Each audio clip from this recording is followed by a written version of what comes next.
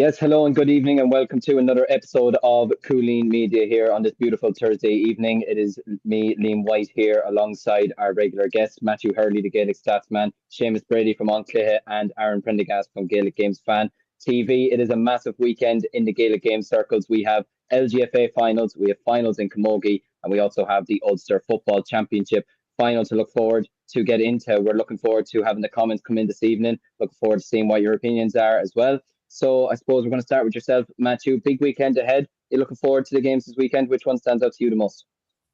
Yeah, Liam, it's going to be a very interesting weekend. I would say, I think the game that stands up to me probably is St. Finbarr against Athenry in the Camogie, simply because there is a piece in the Southern Star that I taught to Kate Wall. Actually, she's originally from Kilbrittain in West Cork. A lot of connections obviously down there. Obviously the Callans involved there as well with the Bars, and they've done so well this season, and hopefully they can get over the line against Athenry.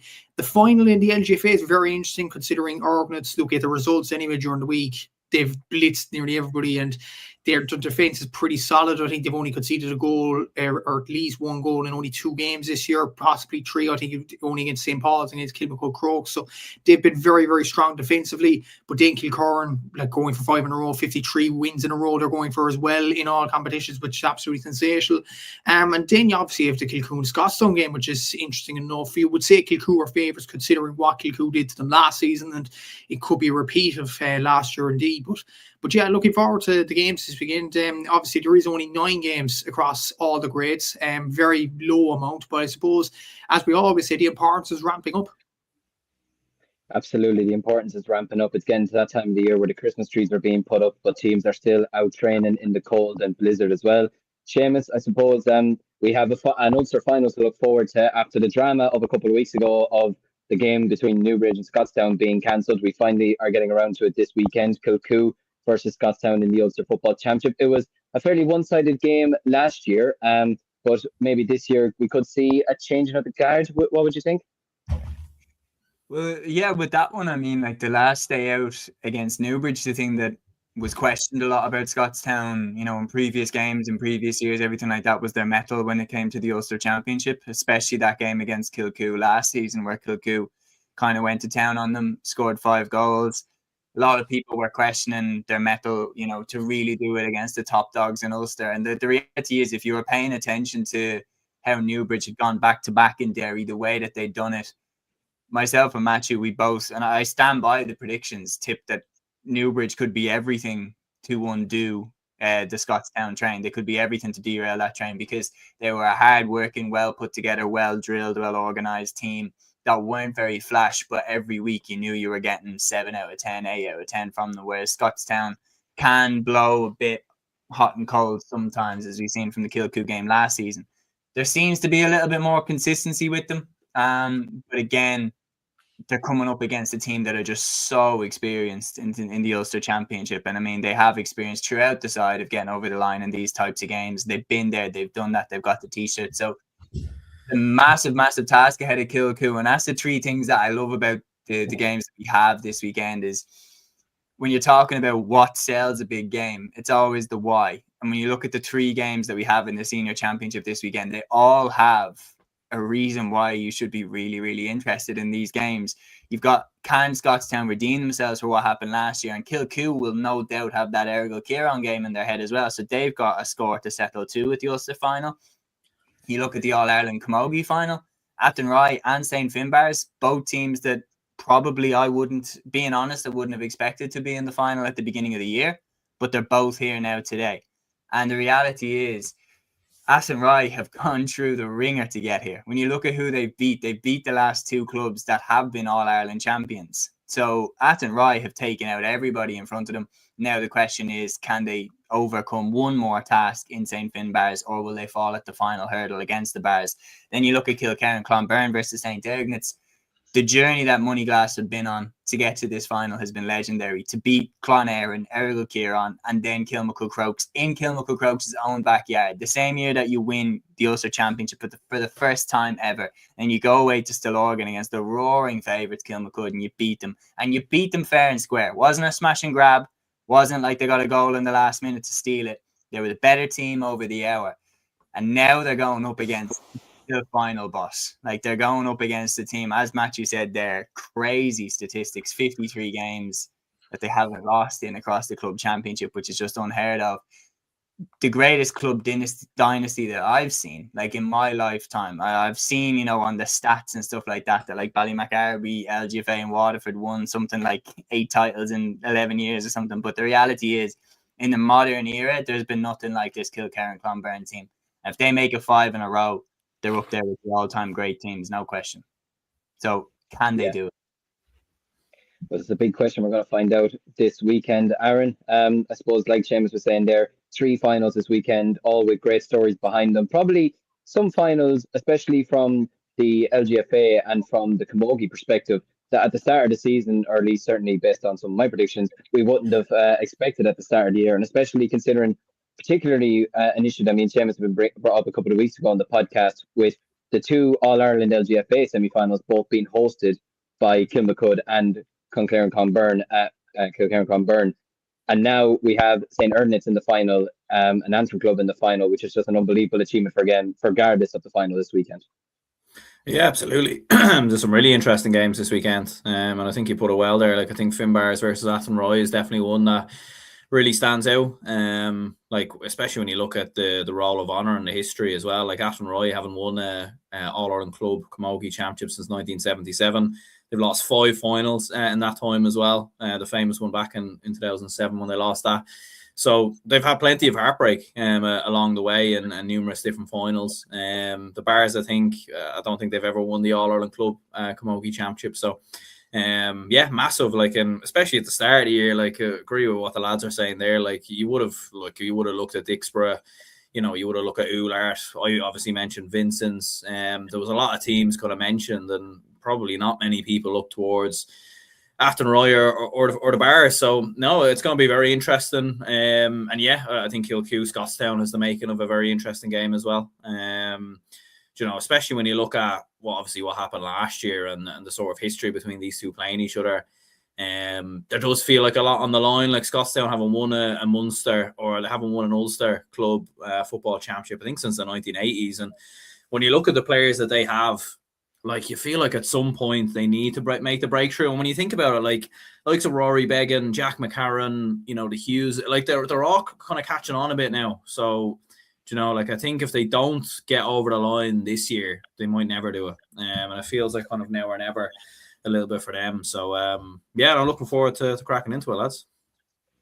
Absolutely. Well, we're going to start off this weekend with the All-Ireland Ladies Football Final, which is taking place in Croke Park between St. Ergnat's Moneyglass taking on Kilkerrin Clonberne. It is an absolutely massive fixture for both these clubs. Like you mentioned, Seamus, I'll come to you first. Going for 5 in a row All-Ireland titles. I mean, it puts you on the pedestal of arguably the greatest club side of all time, certainly in the LGFA circles. For St. Ergnat's, I mean, the journey that they've been on to get here, winning the Ulster Championship and in the fashion that they did, was absolutely unbelievable. But to then go away to Kilmacud Crokes, who many people would have been seeing as probably the team closest to Clonberne, to take them down potentially, and to go and beat them in their backyard, and to beat them by 2 points, and to put in the second half that they did. I mean, obviously you want to go and win a final, you absolutely do. But this feels like it's a game that they have absolutely nothing to lose in, and that could be a big motivator for them this weekend.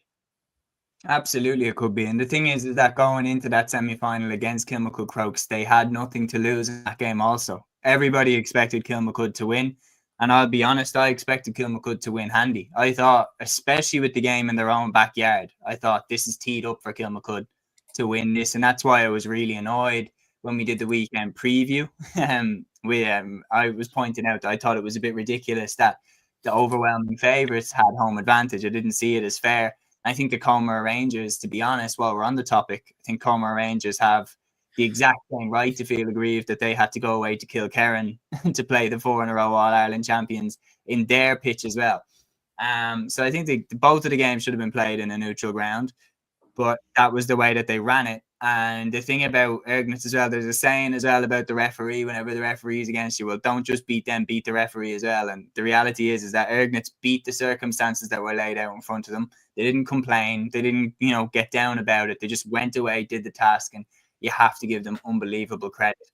The thing that makes this game great is either way, whichever way this result goes, history is going to be made. Either Ergnat's complete, one of the most remarkable All-Ireland Club Championship wins I've ever seen, beating Clonberne, then Kilkerrin, then Kilmacud Crokes in their own backyard. And if they top it off by beating the final boss, the team that are going for 5 in a row, one of the great dynasties that we've ever seen in the club championships and Gaelic games, if they do that, it is sensational. But then at the same time, if Kilkerrin win, which they will be favourites to do, they complete the 5 in a row. An unbelievable achievement, and one that puts them right up there as arguably the greatest club team we've seen in the game. Like, it's just, the stakes are massive.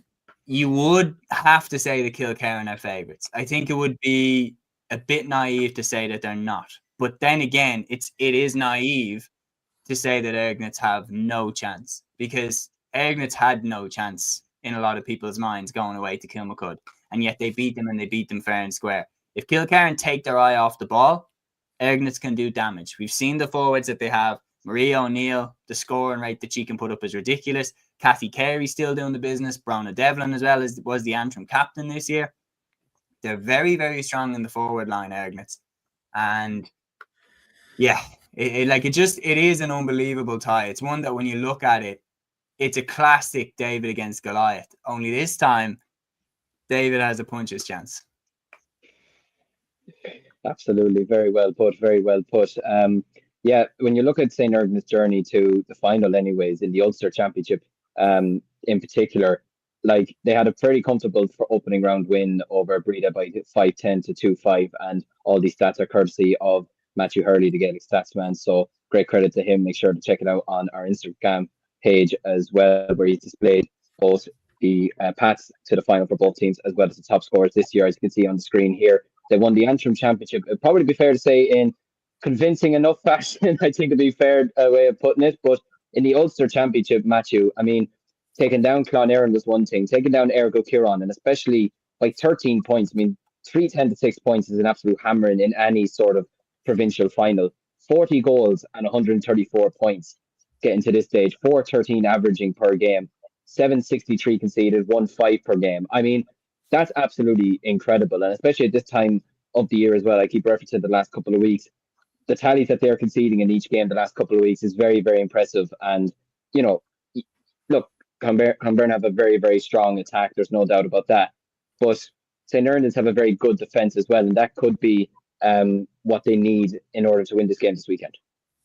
They definitely have an absolutely brilliant defence, in fairness. You look at it, obviously, you mentioned the defence there, only conceding 1-5 per game. And you look at it as well, they've only conceded a goal in 3 of their games so far. And I think that's a total of 10 games. They conceded 4 goals against St. Paul's when, by the looks of things, the game was over long before the final whistle in that game. Yeah. They conceded 2 against Breda, again that was over. And then Kilmacud, who took Kilkerrin all the way last year in Croke Park. So they've been very, very impressive defensively. Like, Seamus talked about their attack, and we'll bring up their scores now in a sec. But their defence has been very, very solid. Like, only to concede about 8 points a game. That's absolutely sensational. When you look at the challenges they've had to come across, like, they conceded 8 points against Clonberne, 6 points against Kilkerrin, 110 against Kilmacud Crokes. Like, to be honest, like, the only games where they conceded a load of scores, I would say, was that St. Paul's game, where I don't know how St. Paul's scored 4 goals and 4 points, but there you go. And the Kilmacud game where Kilmacud scored 110. Other than that, they've been very, very strong defensively. And we'll bring up Kilkerrin's stats in a sec as well, which is very interesting, because Kilkerrin have only conceded a goal in their run in only 2 games so far. So both defences, it'll be very strong. It'll be very interesting to see who goes on who. From the Ergnat's point of view, who's going to take Olivia Dively, who's going to take Ava Noon, who's going to take Lindsay Noon if she plays. Obviously, on the Ergnat side, who's going to take or Kilkerrin defence, who's going to take Marie O'Neill, who's going to take Kathy Carey, who's going to take Brona Devlin. The matchups are going to be so interesting in this game. I think that could be the winning and losing of the game, in fairness, but we'll have to see what happens. And even when you look at the scores for Ergnat's there, like, you look at Kathy Carey up the top there, Marie O'Neill, Brona Devlin, you have Leah Stewart and Jojo Dara as well. Like, you do have very strong attackers in that Ergnat's team, and if they fire, they can cause them a challenge to anybody. But as we've seen down through the years, Kilkerrin's defence is very, very strong. It is very strong. Like, they held Kilmacud last year. I know Kilmacud really took them to the well in Croke Park, but for a while, it was only Niamh Cotter that was on the score sheet for them. No other forward really excelled. Like Alva Davern was pretty quiet last year. I would say Michelle Davern was as well. So Kilkerrin have this potential to quieten down the key forward and only restrict them to points taken from frees. So it'll be very interesting to see, can Ergnats overcome the strong Kilkerrin defence? And on their side as well, can they keep the Kilkerrin forwards quiet? Because I think that could be the winning news of the game, both sides of the pitch.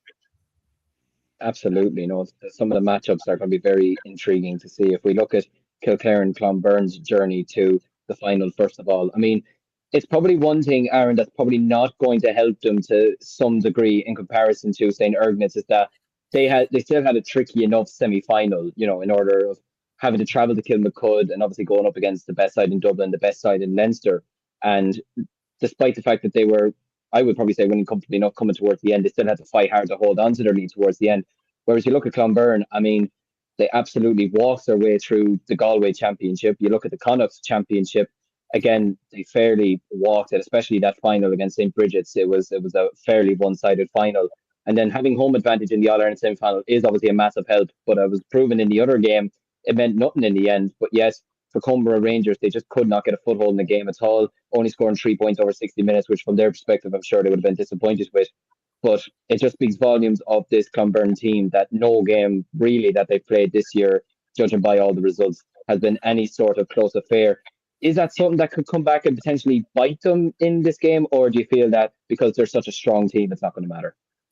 Yeah, it's an interesting one, all right. Like it's interesting though with Ergnats as well, because it's probably been similar up until the semi-final as well. Do you know what I mean? They've probably only maybe had one more really competitive game. You know, when you look at it, like they absolutely walked the floor with Kilkerrin really in the Ulster final. You know, so probably isn't that much of a huge difference. I suppose the main thing really is for Kilkerrin Clonberne. Like they've been here before. Like they've had years like this in the past where they've cruised the finals and everything else. And yeah, like they've like the experience within the team like very much shows. And I know we're gonna kind of go through some of the scores as well, but like it is going to be very interesting to see how you stop the likes of Olivia Divley, Eva Noon, who we can see on the screen there, Chloe Miskell there with 11 points, Lindsay Noon as well, who's been very impressive this year with 2-1. So it's going to be a really interesting game. Like from looking at Ergnats and watching some clips of them earlier today, like they're like obviously everyone's as we mentioned before, like their attack has been relentless. But like when you look at their press a lot of the time, especially versus Kilkerrin, like the amount of turnovers they were getting in that game, like it was a proper, like they probably strangled them really. Like Kilkerrin just couldn't get out at all. Like they were so comfortable in terms of turning the ball over. And I think they'll win this game, Ergnats, to be honest with you. I actually think they'll win this. I think they've been very, very strong in terms of turnovers and everything else. And I think I think their attack is there. And look, I certainly wouldn't be an expert when it comes to this, so it might be a shot in the dark. But I do actually fancy them from looking at clips earlier today. Well, Seamus, there's your clip for the week. That is, do you know what? I admire it. That is a great prediction. Oh, I rate it. Putting out there. I absolutely rate it. It's absolutely brilliant. I suppose is there any point in asking you this next question, Seamus? But I suppose all year we've been mentioning about Salthill Knocknacarra and the forward line that they have and that most county teams would love to have, never mind a club team. Mm-hmm. When you look at Kilkerrin Clonberne, I mean, the players that they have in just their club team alone, most county teams would absolutely adore this. I mean, the DeVillies, Aisling Mallon, Louise Ward, Nicola Ward, Eva Noon, like, I mean, Chloe Misk, like, I mean, these are just absolutely outrageous players to have on a club team. And I mean, it's no wonder when you look at all the scoring tallies that they put up this year. I mean, they've got 20 goals in this year's championship and 132 points. And I mean, that's just a really impressive feat. And when you look at the players that they have, it's very easy to be admiring them as a club and admiring them as a team. And really, for a team that's so used to Croke Park as well, that's going to be a big figure. Their players are used to playing in Croke Park as well. Who would you feel is the one forward, though, that could be the major difference come this weekend? It's a good question. And I think when we're looking at that, I think it's important to say as well, just before I do answer the question about the forward, that when we're reacting there, it's no disrespect at all to Ergnat. It's just like Kilkerrin are so good that you're kind of terrified to say that anybody's going to beat them. So like, fair play, Aaron, for saying that someone will take them. It's like betting against the 5 in a row Dublin team. Like, it's just the level of dominance they've had. And that's the other thing as well, is when you look at how they've got to the final, and I know that Ergnat's route has been similar, but it hasn't been as wide. The gap hasn't been as wide. Kilkerrin have absolutely annihilated everyone in their path. And the thing is like, around the middle as well is where they are hugely strong. And I'll get onto this about their forwards, which ones I think could do the damage. The main one that jumps off the page, obviously, is Olivia Divilly. What a year she's had. She correct me if I'm wrong off the top of my head. She was up for Player of the Year, wasn't she? She's up for Senior Player. Unbelievable season.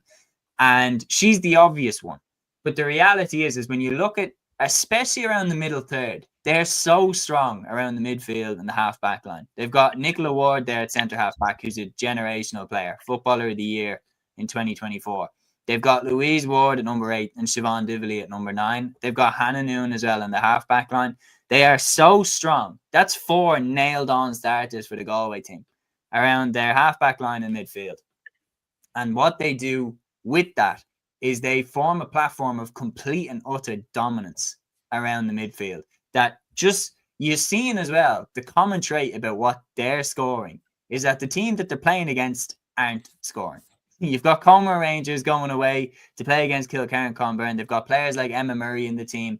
They've got a really, really strong team. They only scored 3 points. 3 points is what they were held to. And they're like absolutely nailed on back-to-back Waterford champions and Munster champions, and they could only muster up 3 points. Kilkerrin just don't even give you a chance. They don't even let you get close, and they just manage the game out. That's how they've always done it. So that's why it's so difficult to beat them, because if you're playing against, say, Dublin, Donegal in 2014 is an interesting example, because Dublin at that time, while being looked at as being unbeatable under Jim Gavin that year, they did play a little bit Russian roulette style. And that's why when Donegal got the opportunities for the goals, it was because Dublin left themselves open to those goals happening. Whereas then after that defeat happened, Jim Gavin switches up the system, makes Dublin a lot more pragmatic and harder to beat. Kilkerrin are so hard to beat because they don't take any risks either. You're not going to get many goal chances against them. That's why if Ergnats get 2 goal chances, they need to score 3. Like, literally, they need to take every single chance that they get. They need to make everything work for them. Maria O'Neill needs to have the game of her life. They all need to have the games of their lives. And that is not it. That is just emphasizing just how good this Kilkerrin Clonberne team is. I do believe that if anybody can beat them, I believe it's Ergnats, because they have absolutely earned their place here at the table because of who they've gone through and how they've done it. But Kilkerrin are the champs for a reason. And this is going to be an almighty task. So to answer your question in a long, long way, in terms of who's the key forward, I really don't think it matters. I think Kilkerrin are so good at their build-up play, at getting the ball up to the position where someone takes the shot. And whether that's Lindsay Noon, Eva Noon, Olivia Divilly, Siobhan Divilly, Chloe Miskell, quite simply, it doesn't matter. They've worked the ball into the best position for someone to take the shot. And that is one thing that they definitely do have a leg up on Ergnats. They have more threats. Maria O'Neill, Brona Devlin, Kathy Carey are the obvious trio to stop. But for me, Kilkerrin have threats from all over the field. Yeah, they certainly do. No, it's going to be very interesting to see how Ergnat stop the forward line in particular. And I mean, I suppose, Matthew, before I go to your prediction as well, we know who Aaron's going with now. And Seamus, I'm going to imagine you're probably going to go with Clonberne for this one. I'm going to go with Kilkerrin to win, but I think Ergnats are going to push them a lot harder than anybody who hasn't been paying attention would think that they would. I think a lot of people will look, if they know just the basics, they know that Kilkerrin have won 4 in a row, they'd expect that Ergnats won't be able to put it up to them. My fear is that in a massive open Croke Park pit, Kilkerrin are way more experienced on that grass. Could that play a huge part? Because we've seen, like, examples where a team gets to Croke Park and they're not used to the pitch and everything like that, and it can the occasion can kind of overwhelm them. I think there's 3 ways this goes. I think option A, Kilkerrin win narrowly. Option B is Money Glass win narrowly, or option C, Kilkerrin dominate. And I'm going to say option A. I think Kilkerrin will shade it. I'm going to say Kilkerrin by 4 or 5, and they pull away in the final 10. Interesting call. Matthew, would you be in agreement, or are you going to go with Aaron and say that's going to be potentially, some people might call it potentially, one of the shocks of the century in LGFA? I just can't see it. So I know Ergnats have had an unbelievable journey, and to be fair, it wouldn't be forgotten even if they lose the final on Saturday evening. But it is very, very hard to see past this Kilkerrin Clonberne team. And Seamus mentioned their threats all over the pitch and their attacking options, their middle third options. They defensively, looking at their stats, they conceded only 2 points to Salton Knocknacara, 5 points to Cork, 4 points to Mike Cullen, 6 points to Clare Galway, 9 points to St. Bridget's, 3 points to Kilcoo Rangers. This isn't happening once in a blue moon. This is happening on a regular basis. Their defence is so strong. I just can't see how Ergnats have they do have firepower, but how will they have the perfection to get over the line? Because Kilkerrin have only conceded a goal, I mentioned before, in only 2 games this year, against Westport in the Connacht Championship and in the Galway Championship against Clare Galway. They didn't concede a goal against Cork Rangers, not even a sniff. They didn't concede a goal against St. Bridget's, didn't in the Galway final against Clare Galway. The thing is, Clare Galway scored a goal earlier in the Galway Championship against Kilkerrin, but then Kilkerrin learned their mistakes somewhat, and then they kept a clean sheet in the final. This team is so good at this present moment in time, and the run they have been on since losing that All-Ireland Final to More Happy in 2019 has been absolutely sensational. 52 wins as of now. It could be 53 on Saturday evening. And I think it will be 53. I think Kilkerrin Clonberne will win the game. And obviously, the lads have been saying this, and I'd say it again. It is not a disrespect to Ergnats. It's just probably a tribute to how good this Kilkerrin Clonberne team is. And I feel like that'll be enough just to get them over the line in terms of their attacking output and in terms of their defence as well. Just one thing before maybe we move on. It is a shame. Obviously, this isn't TG Carr's fault. Other things take precedence and all that. It is a shame that this final is not shown on TG Carr TV. Obviously, the junior Eurovision takes precedence on that day. Obviously, there was Irish selections and all that, so you have to kind of show it. And fair play to TG Carr for taking outside the box and going on TG Carr YouTube over this. But it is a shame that an All-Ireland Senior Final is not shown on main TV, whereas the intermediate final is earlier today, and so is Kilcoo and Scotstown as well. Look, it is just a shame, but it's just an unfortunate clash that TG Carr just can't do anything about. It is a shame. Agreed. Yeah, and actually, before we do move on, lads, that was something that I did want to bring up with you, because obviously, look, it's been a struggle over the last number of years, both for LGFA and Camogie to be getting the same sort of respect that GAA is getting, that the men's game is getting, whatever. Does this sort of set it back a small bit, that a national final for LGFA? And look, credit to them, they're still showing it on YouTube, and it's still brilliant that they have the platform, whatever. But is it a small bit of a shame that it's not being shown on either one of TG Carr or RTE this weekend? Yeah, absolutely. I think so. Yeah, I think it's very disappointing. A game of that standard, like, it's an All-Ireland final, like, it doesn't really get any bigger. Do you know what I mean? Do you know, like, in terms of club level and everything else, senior final, like, so it's, yeah, it is very disappointing. Look, I suppose the one thing we should stress that it is being shown somewhere. It is obviously on TG Carr YouTube, so we will, people will get to see it. So at least they have thought outside the box and everything else. But yeah, like, maybe it is unfortunate with timing. I don't really know if they could have planned it a little bit more in advance. But look, yeah, I don't know, Junior Eurovision, if that's what people want to watch, then fair enough, Yeah, I mean, it definitely is, like, obviously, like, I used to work there, so I kind of have a decent idea of, like, how these things come about. But I am kind of scratching my head a little bit about it, because it is the All-Ireland Final. Like, I don't understand kind of why this had, like, the date was scheduled a long time in advance, but the reality is, yeah, at least it is being shown. But I would love if it was on TV. That's the main thing. I would love if it was on TV. Yeah, absolutely. You have to stress as well, lads, as well. I know this is a GA talk show and things like that, and GA podcast, but other people have other interests as well. We kind of have to stress that as well. Look, during Eurovision, there could be a situation, let's just say, I don't think it will happen now, knowing our luck, but Ireland could win the competition, and then some Eurovision fans will complain and say, why isn't that being shown? Well, it reaches into a larger issue, Matthew, that TG4 should have 2 channels. Yeah. Like TG4 should have 2 TV channels. I remember thinking the entire time I was there, we need 2 channels. Because the amount of times that you've got Sport TG4, Trad TG4, Fulham TG4, Nucht, like so many different programs that are all vying for the main slots. And then on the weekends during the club championship, because most people that are GAA fans that don't speak Irish will tune in to TG4 for GABO. Like GABO is constantly taking the best slots on Sunday to show the club game and the league games and everything like that.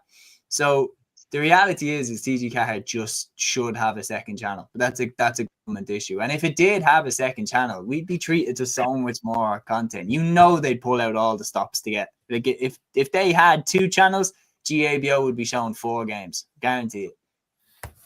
Possibly, yeah, absolutely. Well, look, hopefully that day does come over the next couple of years anyways, but we'll just have to wait and see. We're going to move on next to the All-Ireland Senior Camogie Final, which is taking place this Sunday in Croke Park between St. Finbarr's and Athenry. I'll be at this game as I'll be doing commentary for the first game of the Intermediate Championship, but we're going to focus on the senior for the moment. And Matthew, I'm going to come to you first with this as a Cork man. St. Finbarr's in the All-Ireland Final.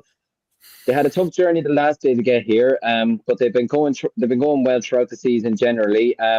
2 very entertaining games, that has to be said, in the Munster Senior Championship, particularly against Newcastle West, which went to after extra time, if that's the right way of saying it. But they had a great win the last day over Lochiel Shamrocks. 3-15 to 3-14 is an absolutely cracking result, especially at this time of the year as well. Finbarr's in the All-Ireland Final. It's a great achievement for them. You know, they've had an unbelievable year in both men's and women's, and if they can cap it off now with an All-Ireland win the Camogie Championship, then it would be surreal for the club. It would, and just before we get into it, Aaron did mention nobody backed Finbarr's. Myself and Seamus did back Finbarr's for Munster earlier in the year, so yeah. There is something there, but in fairness, this Finbarr's team, they do.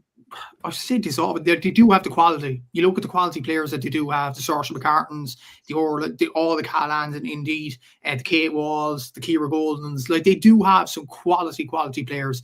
And you looked at the Cork Championship; they defended their title. We'll look at the scores and the journey to the final in a sec. But like, they blitzed everyone in Cork. And then in Munster, yes, they had that scare against Newcastle West. But then against De La Salle, they shackled the likes of Beck Harton, Abby Flynn. They got something out of their key forwards in the game. Kate Wall getting 2-4 from playing that game. And eventually they got over the line. That was a fantastic win for them. And then in the semi-final, obviously after extra time, to do it not just once but twice on their journey to the final is remarkable in its own right. It was sensational how they beat Lochiel Shamrock. So I'm sure we'll bring up the scores now in a second in terms of their top scores. But coincidentally, Kira Golden's only got 3 points. She probably got the most important point of the whole journey, that winner against Lochiel Shamrocks. Yes, Orla Callan found her in that position, and that was an excellent pass by Orla, but what a score by Kira Golden to put over the bar. She has 7 on her back, but Kay Wall was telling me during the week for a piece in the Southern Star that actually Kira actually plays around the middle of the park most of the time.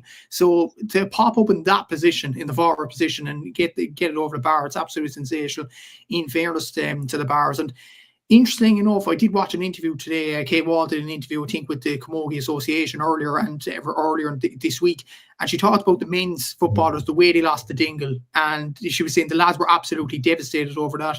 I think the Bars Camogie team are thinking at the back of their heads as well. Obviously, they don't want to put too much pressure on themselves, but they're thinking at the back of the head, we need to right the wrongs of that Munster final against Dingle. We need to go on and bring some happiness back to the club and win the All-Ireland title. And they certainly have the players to do that. They do have threats all over the pitch. But when you look at Athenry, their journey to the final, they've beaten the last 2 All-Ireland champions in Sarsfields and in Dixborough, and deservedly so. Yes, when you look at like journey to the final, Athenry's games have been probably characteristically tighter, while the bars have been wider margins.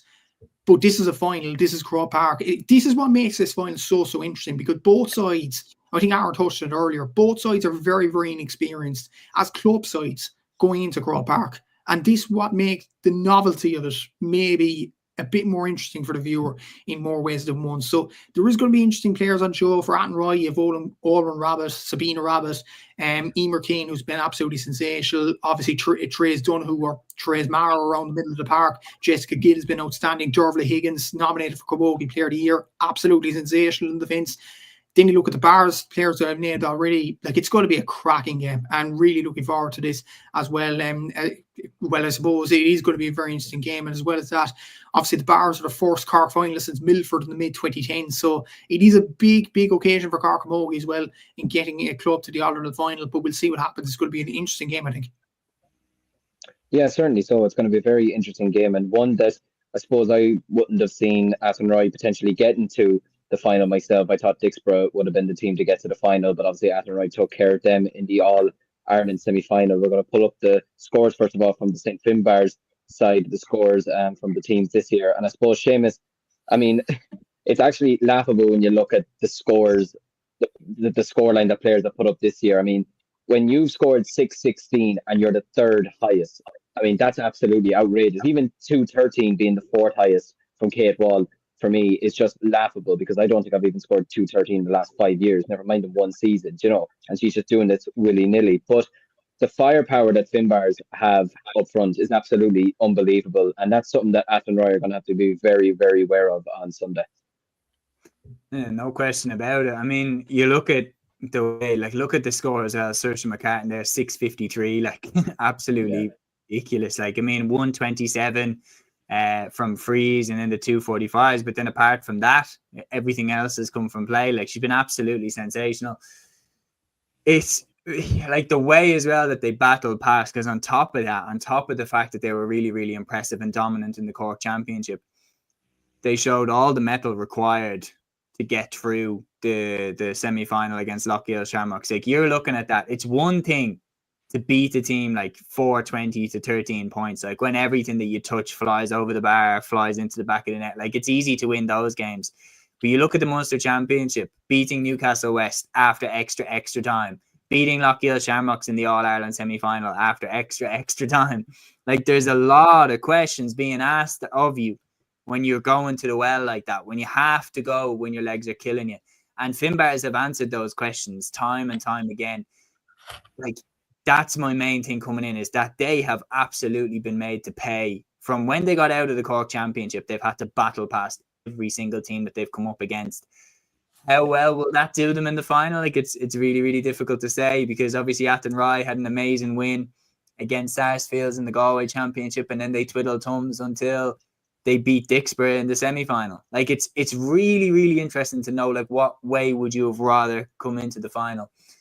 The one thing I will say, though, is that, and a little bit of a spoiler, but I am leaning towards Athenry just to give them the respect of who they beat.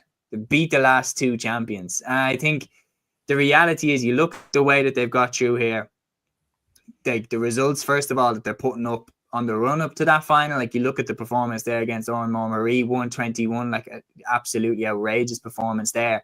But then it's their last two games, like 2-8 to 1-8 against Sarsfields, 1-9 to 10 points against Dixborough. Tight games, and they came out the right side of both of them against two teams that are recently All-Ireland champions. Like, what that tells me is that they have been in the tight games against the best teams in Ireland in their last two games, and they've won them both back to back. Now, is it going to be third time unlucky? Like, again, only time will tell. Like, this, for me, is a classic case, but we'll look at their scores first before I make this point. Not as flashy. Like, you're looking Sabina Rabbit there, obviously, but only 6 points from play. Emer Keane, 2-6. Like, that's the top score that they have from play. They're not as flashy, and they're not as grabbing the headlines in terms of how much they've put up as St. Finbarr's are, but it's the way that they won those two games. Now, obviously, massive asterisk there is the games against Mulla, Clarenbridge, Stars. They aren't included in those scores, so maybe the scores are significantly higher. But for the games that we have, and for the information that we do have, we can probably stab a guess that they aren't as high up there as St. Finbarr's are. But the reality is, when you look at it this way, I'm going to bring up a really good example. Do you remember the 2010 Connacht Football Championship when Sligo beat Mayo and Galway back to back? And then there was a very good Roscommon side waiting for them in the final. But because they had beaten Mayo and beaten Mayo and Galway, everyone thought, oh, Sligo are going to walk it. It's just, you've got a team that are very, very good waiting for you in the final. And you can only beat who has been put in front of you. And they've beaten very, very good teams, St. Finbarr's, a very good De La Salle team, a very good Newcastle West team.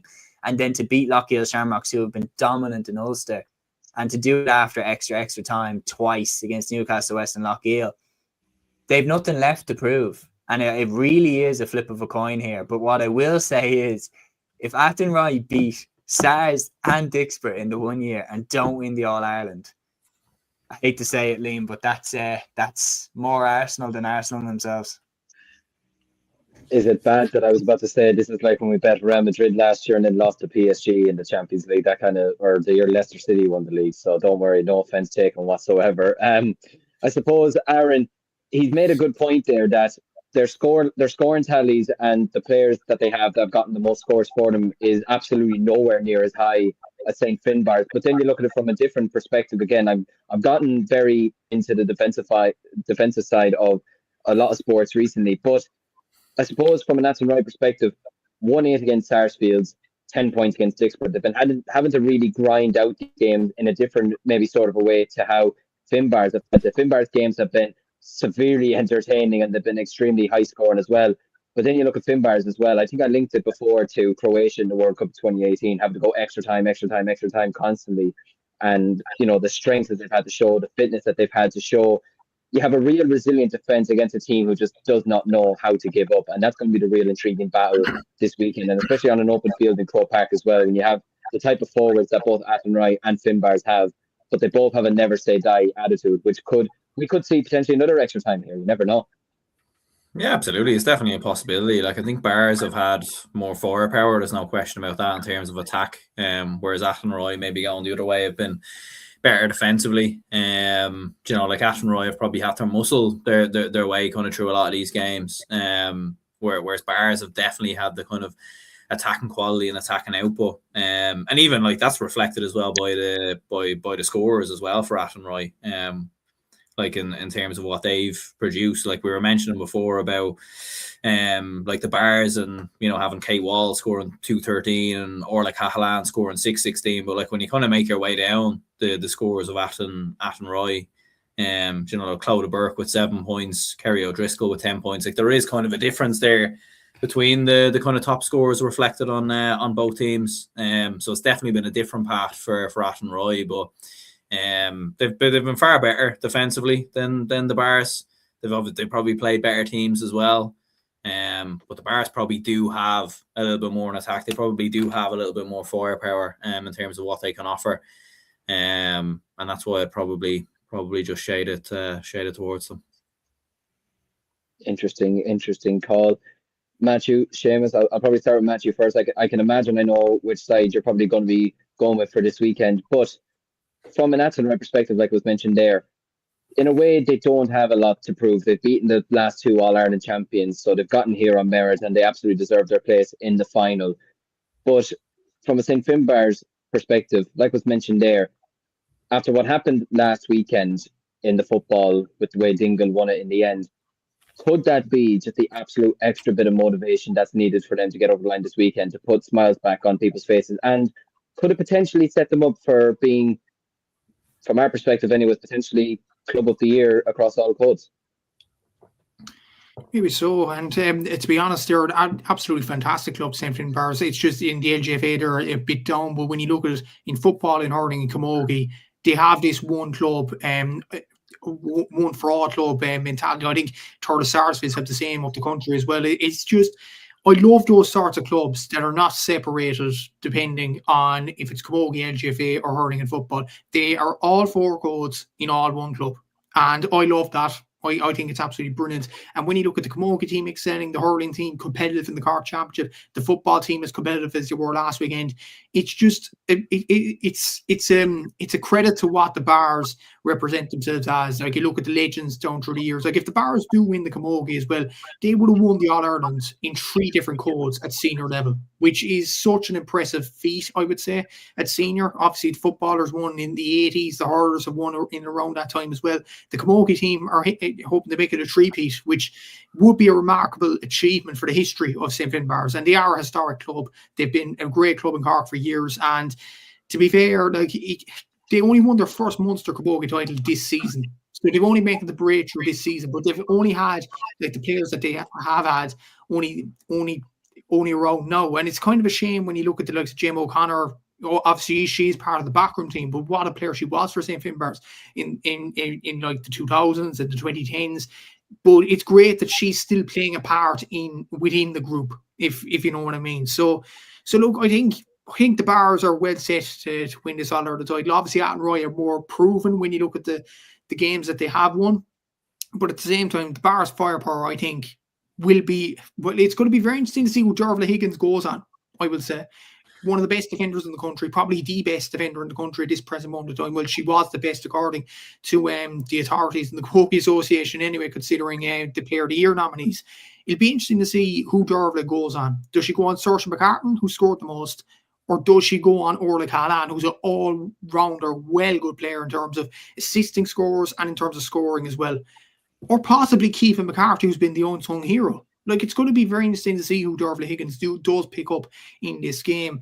The middle of the park's going to be very interesting. You've Aisling Shannon on one side and Ciara Golden. Then on the Athenry side, you have the experience in Therese Donoghue there. It's going to be interesting to see kind of the matchups again in this final. I think the Bars will win this game because of obviously their firepower in the team and the fact that if one player isn't performing as well as they could, like, for example, in the Munster final, there was points where Saoirse McCartan was taking over the game, or the Callan was taking over the game. But voila, Kay Wall scores 2-4 from play. Like, you have these sorts of situations where other forwards can't step up, and they do have players off the bench. The likes of Emer Hurley, who scored 4 goals and 4 points in this campaign, has normally been brought on as a sub, as a full forward to terrorise defences in many ways. Ella Wiggin, the back, is another very nifty player as well up front to come off the bench. So for that reason, that's another reason why I actually tip the Bars as well. Their bench is very, very strong, and I think the Bars might get over the line. And obviously, if they were to win the All-Ireland, what an achievement to win All-Ireland titles in football, hurling and Camogie. Could you imagine if Athenry get a dodgy free in the last minute? Oh, no. Too soon? No, we can't be adding fuel to the fire now. Let's move on quick. Because that would seriously, there'd be such generational hate if that happens. It'd be outrageous. But Seamus, from yourself, are we going with the Bars or are we going to go with Athenry this weekend? Who are you siding with? I kind of hinted at it earlier, but I am going to go with Athenry. I think if you look at their journey to the final, they have all the makings of being a team that can just get the job done, and they've done it now in back-to-back games against the last 2 champions. Like, to beat Sarsfields, who were all conquering. Okay, maybe it might be a case that, like, you know, like Waddy Graham's Glen, maybe like they've climbed the mountain, maybe they're a bit out of steam, but then to double down on it and beat Dixborough, who were fired up. Like, Dixborough wanted to get back to the top of the mountain. They'd won the Leinster Championship in an amazing display against Out at the Bala. And for Athenry to turn them over, it shows that they're a real deal, like, to go back-to-back against the last 2 champions. The thing is with them as well is, as Matthew mentioned there, the defensive solidity is absolutely unbelievable. And I know that Finbarrs are so good going forward. We pulled up the scores that they had earlier, like the scoring rate of the likes of Kate Wall, Saoirse McCartan, Orla Callan. Like, it's frightening what they're putting up. But what another thing that we haven't taken into account, and we haven't taken it into account for the LGFA final either, the weather's probably going to be terrible. Like, yeah. I would put good money down that the weather will be awful. And I feel like in Croke Park, when the weather's awful, I feel like it doesn't tend to favour the team with more flair and more attacking threat. And I think that could tip it a little bit in the favour of Athenry if it becomes a real dogfight the way that the Stars game was, the way that the Dicksboro game was. And I think they've got experience in getting over the line in those ones. So I'm going against the current in this one. I'm going to be the Aaron Prendergast for this final, and I'm gonna go for Athenry. Interesting call. We will wait and see what happens. It's going to be a very interesting final. I hope for my sake. You have to say where you're going. Hold on, you don't get. Let's move on before we. I thought I got away with it. Do you know what it is? I was very tempted. I'm glad you didn't ask the football, because I was actually very tempted to say Ergnat just to side with Aaron and to potentially just cause more uproar. And you know what? I'm going to stick with her. I'm going to go 2 for 2. I'm going to say Ergnat is going to cause the upset. I don't know why. Sometimes the 5-0 is just not meant to be. I know Dublin did it, but sometimes it's just not meant to be. It wasn't meant to be for Kerry. It wasn't meant to be for Kilkenny. It wasn't meant to be for Limerick. I think we might see it again this weekend. That pressure sort of gets the team sometimes, although this Clonberne team is absolutely unbelievable, and I could sound very, very stupid come Saturday evening.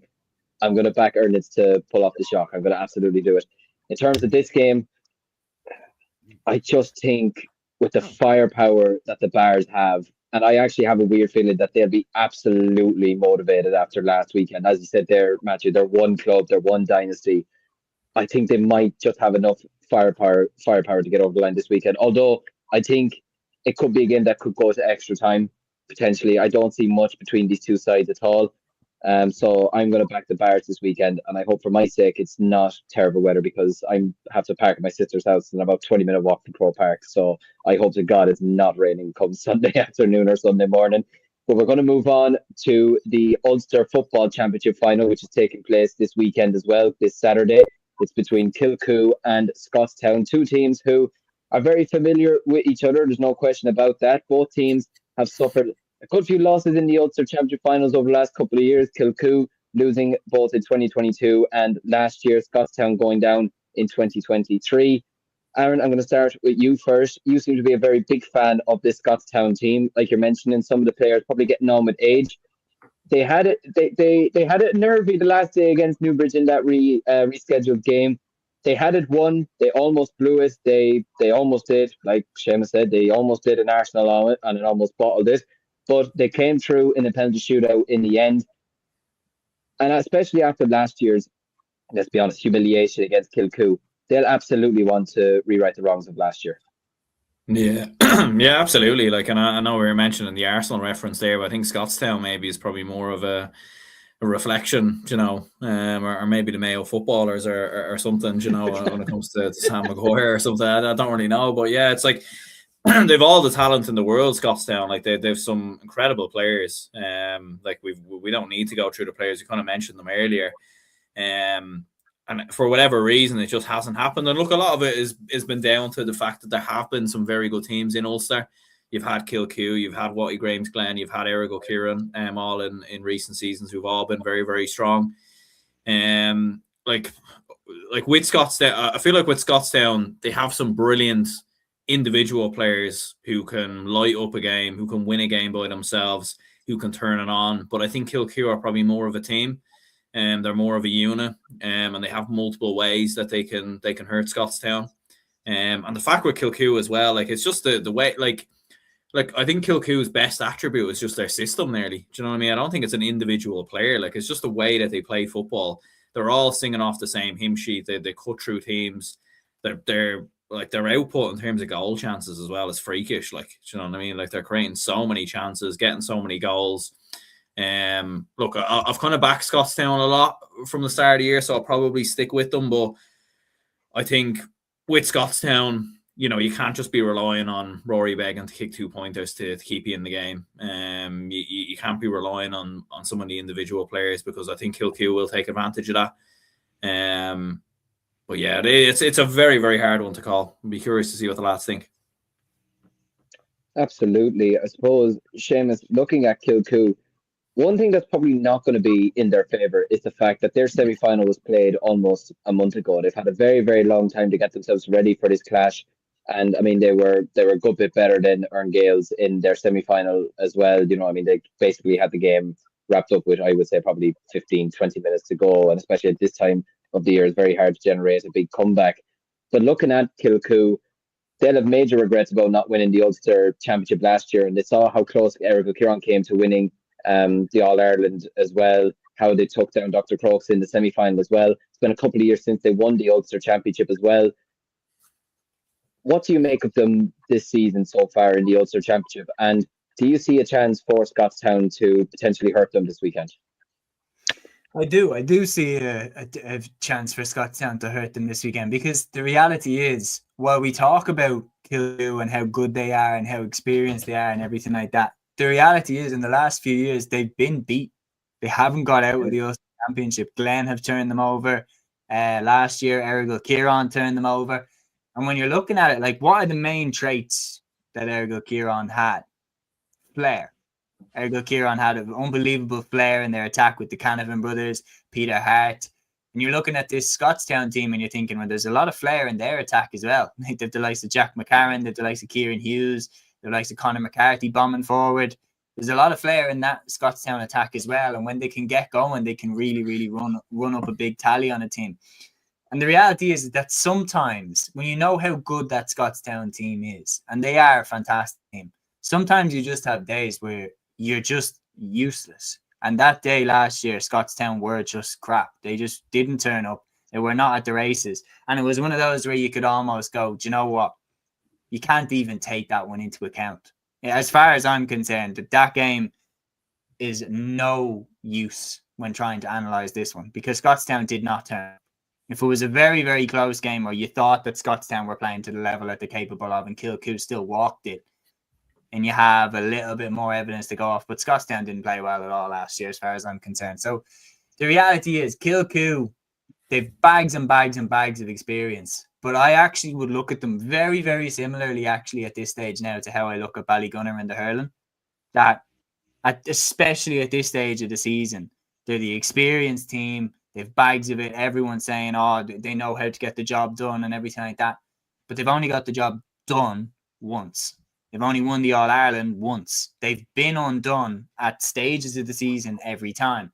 And Kilcoo will be desperate to cash in on this generation that they have by winning another All-Ireland title this year. And I think they'll look at who's left. You've got a Dingle team who won the Munster Championship for the first time in their history. You've got a Ballybowden side who haven't won the All-Ireland in 10 years. And you've got a St. Bridget side who haven't won the All-Ireland in over 10 years as well. There's no Kilmacud Crokes in there who won it very recently. Like, it is an evergreen pitch when they get in there. So there's a lot that they'll look at and go, we've a good opportunity to win this All-Ireland should we get through. So I think they're going to give this everything that they have. It's a question of, like, if you're going... Because I know who I'd enjoy watching more in the All-Ireland semi-final. I'd enjoy watching Scotstown more, to be honest. But it's like, if I was going to bet on it, I'd say Scotstown. But if I'm going to put my life on it and say, like, who's shown to me that they just find a way to win these games, probably Kilcoo. Yeah, absolutely. No, and it's one thing, Matthew, that does sort of worry me about this Scotstown team, because I'm like Seamus, I do like this Scotstown team a lot, and I stupidly thought that they beat Kilcoo last year until obviously what occurred in the end. But you look at the last day as probably the biggest example of all. They were 114 to 1-4 up at halftime. At one stage, they were 216 to 111 up with about, was it 7, 8, 9 minutes to go. And then they just completely fell apart towards the end. They nearly fell apart in extra time, nearly fell apart after extra time. And they did win on penalties. But you would just wonder if they are playing to the absolute best of their potential, if they are 5, 6, 7 points up coming towards the end of the game and they can see the Ulster Cup in their sights. Is it going to come into their minds of what happened the last day? Are they going to get too ahead of themselves? Is that something that would worry you about this team this weekend? Or is it just a case of what happened the last day happened and we just have to move on to this game? The thing is, like, this Scotstown team, James listed there, Bowden, Kilcoo, Bridges. Okay, Dingle earned their first campaign. It's a bit of novelty with them. But this Scotstown team hasn't been proven over the last few years. Like, I know they beat Kilcoo with a last-minute Rory Began score a few seasons ago.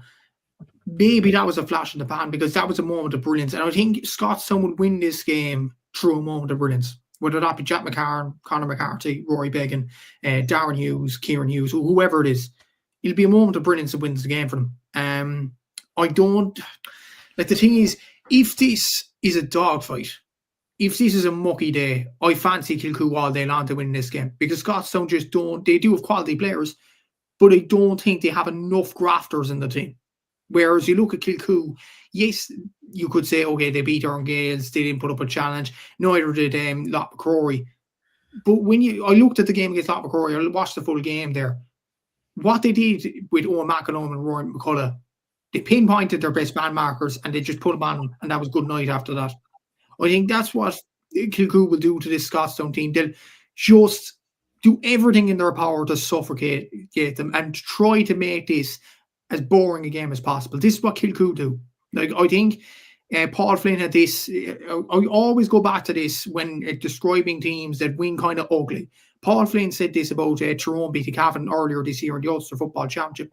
It was boringly good. This is what Kilcoo are all about. They make the game a dogfight and they thrive on it. Like, they don't have flashy players, as you mentioned there, but what they do have is grafters that will do their all for the team. You look at, obviously, Scotstown have the brilliance in Jack McCarron and Conor McCarthy and all these players, and the Hughes brothers, obviously, and Beggan.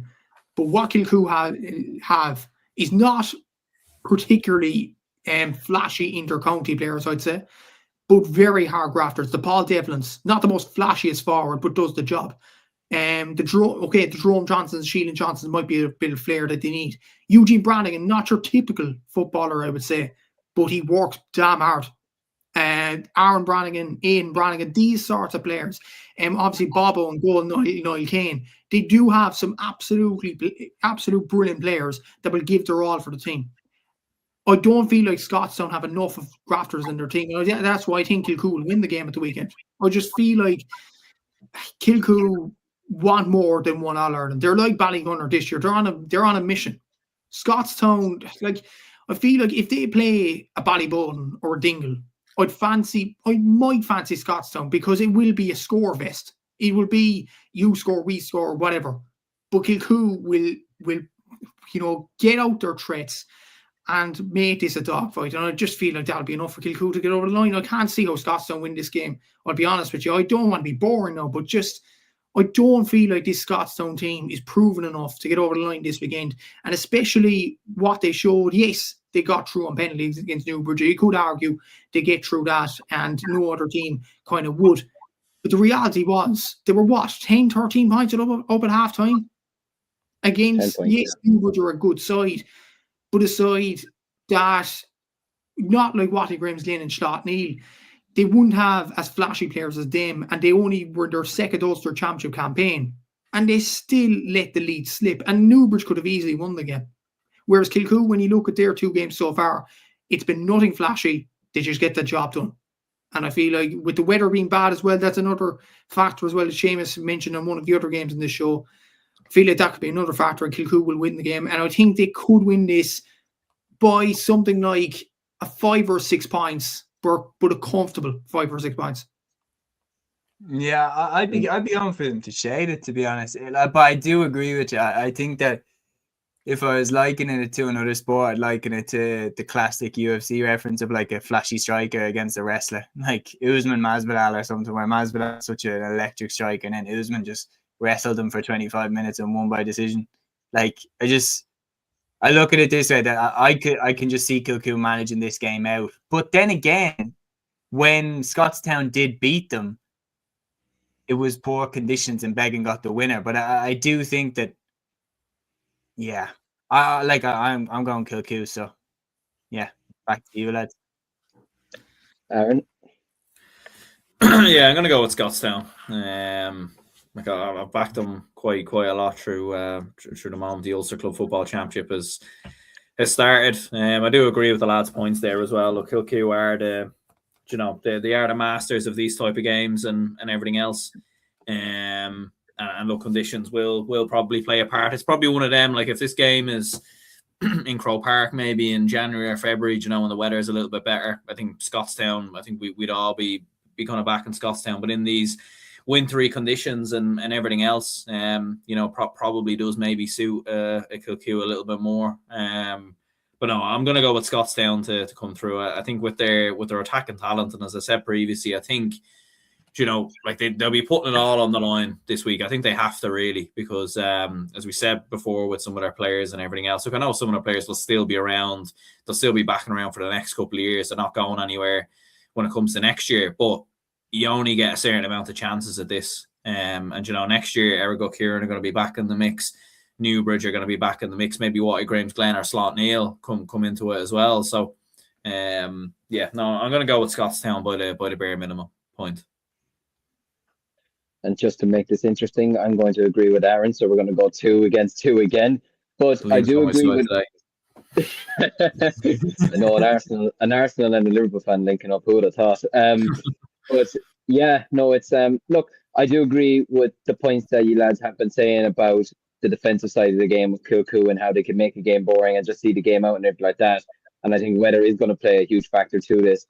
But I do still like this Scotstown team. I do like the attack and flair of them. And like Aaron kind of said there, I feel like this is going to be the big game that they're going to absolutely be targeting for this season. And especially as well, look, and I don't know what it is, but I have a feeling that the winners of this could be targeting St. Bridget's to a small bit of a degree, thinking, okay, there's an opportunity there to get to an All-Ireland final. Because look, at the end of the day, the last couple of years, the Dublin side have been fairly strong in the championship. Obviously, Dingle, while it is their first time winning the Munster Championship, it's always a dangerous thing, a club going into their first All-Ireland series. We've seen it with Cúilín in the past. We've seen it with St. Thomas's in the past. When you win your first provincial title, your first county title, it could just push you on to an absolute another level. So I'm going to go with Scotstown by just a bare minimum this weekend. Maybe, again, history could repeat itself. We could have Rory Beggan coming up with the winner again. You just don't know. But yeah, I am going to go with Scotstown to win this game. And half of us are going to look stupid come the end of Saturday evening, come around 9 o'clock Saturday evening. But we're just going to have to wait and see, I suppose. Before we get on to mentioning the rest of the games this weekend, there was one thing I wanted to bring up with you lads, and that is the RTE Sportsperson of the Year award. And this year, David Clifford is in the mix for his unbelievable season with Kerry. I know, Matthew, you and I last year on your podcast discussed it, saying, is it probably going to be a lot more difficult for GA players to win, Personality of the Year or, Sportsperson of the Year for these types of awards? And especially when you look at it this year with the likes of Rory McIlroy in there, I think he's probably the outright favourite to win it. This year, obviously, you have Troy Parrott, who had his absolutely unbelievable year, the Healy's and everybody in the running tracks as well. But for David Clifford, I mean, it speaks volumes of the year that he had, that he's been nominated for Sports Personality of the Year. It does, yeah, but it's a very, very difficult award to win. And I remember a few years ago, Clifford, I think, would have been definitely up there in 2022, I think, when he had that final with the ding-dong battle with Shane Walsh. I thought that year was the year where a GA player was going to win it, because he was absolutely brilliant. And even 2023, when obviously they fell short of Dublin, maybe that year could have been the year as well. But you look at the talent this year, obviously, the likes of Rory McIlroy. Like, Rory McIlroy is the favourite to win Sport Personality of the Year in the BBC over in the UK. So, like, if he's the favourite there, he's going to win it here. It's as simple as that. There could be a situation where he doesn't win the BBC Personality of the Year and he wins the RTE one. It'll be a scant consolation. It could be that, to be honest with you. But yeah. Look, to be honest with you, before the nominees were actually announced and before the BBC things were announced, actually, my eyes were towards the likes of Sarah Healy and Kate O'Connor because of what they did in the Europeans. Yeah. I thought that was sensational, in fairness. Kate O'Connor especially winning the silver medal. Obviously, Healy winning the gold was absolutely sensational for them, and Irish athletics has definitely gone up a level, in fairness. So I wouldn't have said Clifford for that, even though Clifford still scored, 11 goals, 92 points, Ross League and Championship. Like, if you're talking about like perfection in sport, that's it. But David Clifford topped all 4 lists in terms of from play, overall, everything in Gaelic football across the board.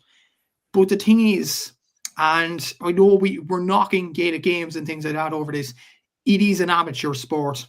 And when you look at others like Troy Parrott and like Rory McIlroy, they're professional athletes.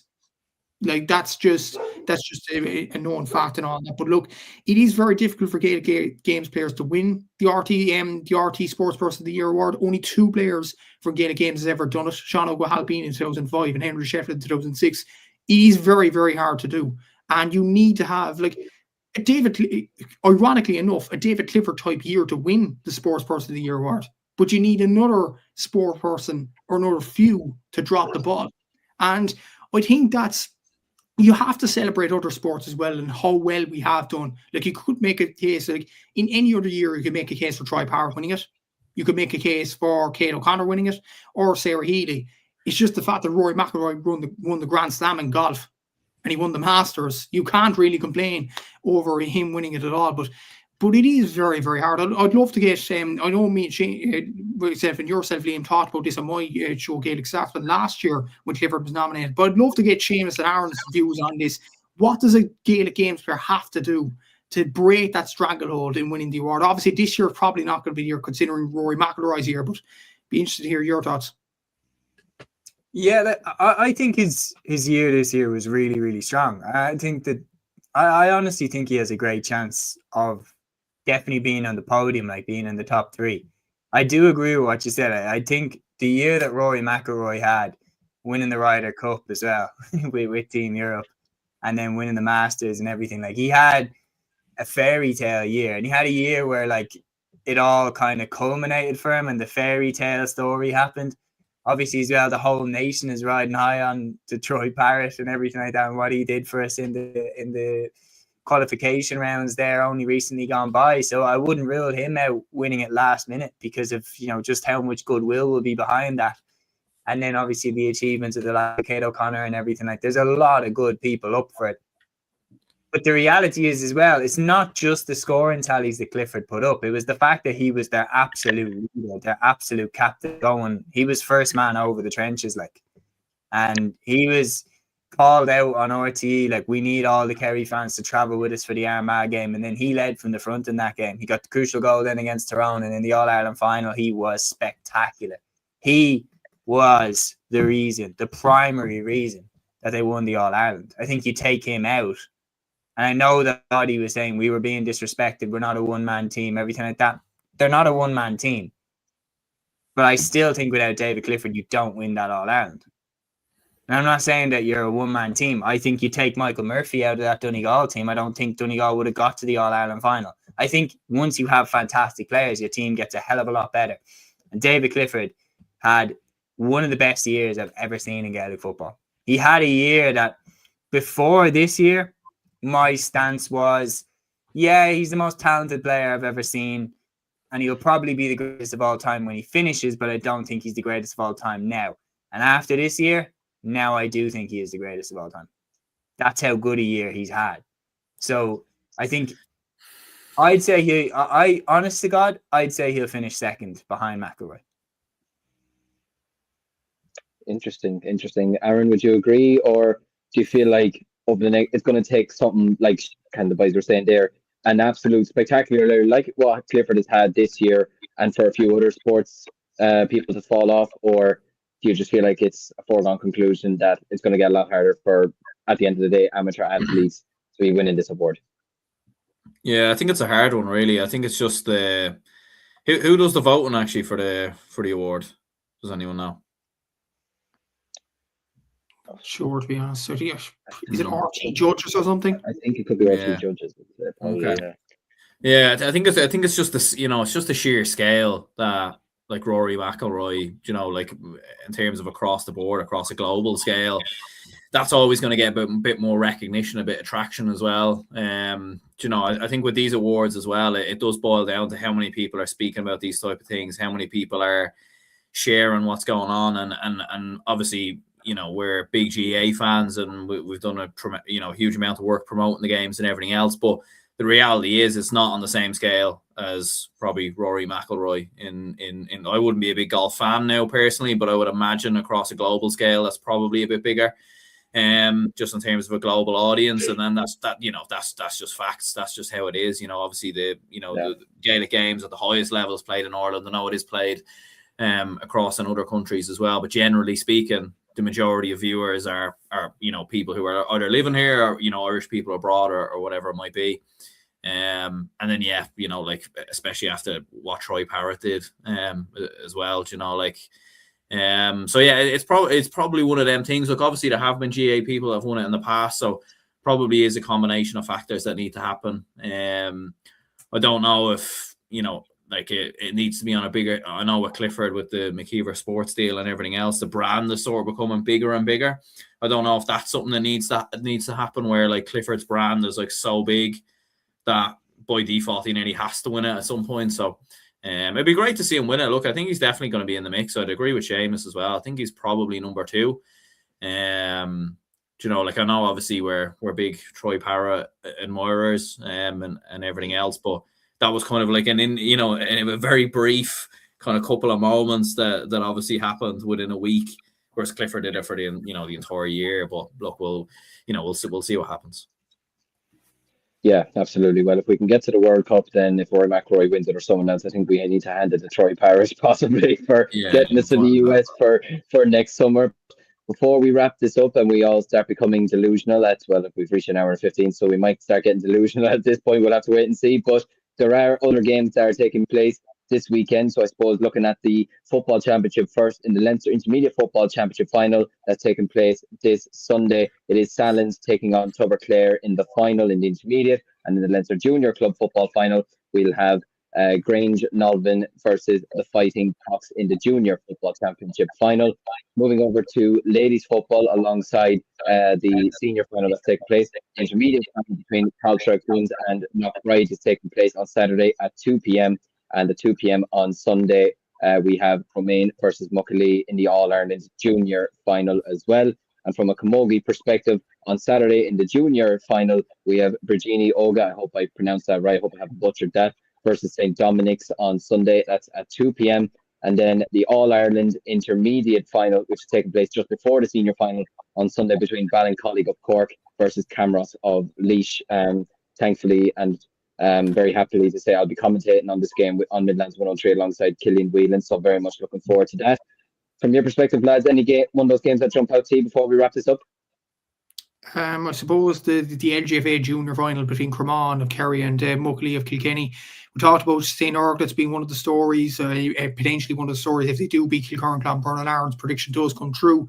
But for me, I think this Muckalee story, I'm so invested in it. It's really, really good, in fairness, not just for Muckalee, but for Kilkenny LGFA. And the way they're trying to build LGFA in that county, football's kind of the correlation, I would say, to Camogie and hurling in Kilkenny. It's very, very hard to get traction. Obviously, in the men's football, they aren't even in the National Football League. And that's something that needs to be probably fixed in the next few years. With the LGFA, they're in the little National League. Kilkenny are in the little National League. And yes, they're getting pumpings nearly every week to sides like Sligo or whoever will do good in Division 4. I think they got pumpings to Fermanagh and Antrim in the past year, which wasn't good for them. But this club run by Muckalee will rise the county fourfold. It's brilliant to see. Obviously, you have Emma Lawler, who's one of the main players for the Kilkenny LGFA team. You have a couple of Camogie players in there as well. Edwina Keane, who's retired Kilkenny Camogie player, and Kate Nolan, who's a very good Camogie player for Kilkenny, is actually corner forward on this Muckalee team as well. So it's great to see Kilkenny Camogie players try to rise the profile of Kilkenny LGFA as well. So yeah, I think that's going to be my pick of the games of the week. And I do think if Muckalee managed to win the All-Ireland on top of Leinster, I think it has to go down. As I know it's low down the ladder, but I think it still has to go down on a number of factors as probably one of the achievements of the year, in my opinion. Yeah, absolutely. No, it'd be interesting to see if they can go and win that final come Sunday afternoon, and there'll be some celebrations in Kilkenny if that does happen. So that is the podcast for another Thursday evening. My thanks to everyone who tuned in this evening and left a comment as well. It's a very, very intriguing weekend that we have ahead of us. My thanks to Matthew, to Seamus and to Aaron, as always, for jumping on. We'll be back again Sunday night to look back on the weekend's games and to see which one of us is going to look stupid after some of our predictions in this episode. But until then, thanks a million for watching. Make sure to check out all the lads' channels as well, and their various channels, and to make sure to listen to this on Spotify as well as to checking out the Gaelic Statsman page for all your latest news, because, well, he's really saving us this season with the fixtures and the results and the news and everything like that. So thanks a million for watching. We'll be back again Sunday night. Until then, ta-ra. Instinct, baby.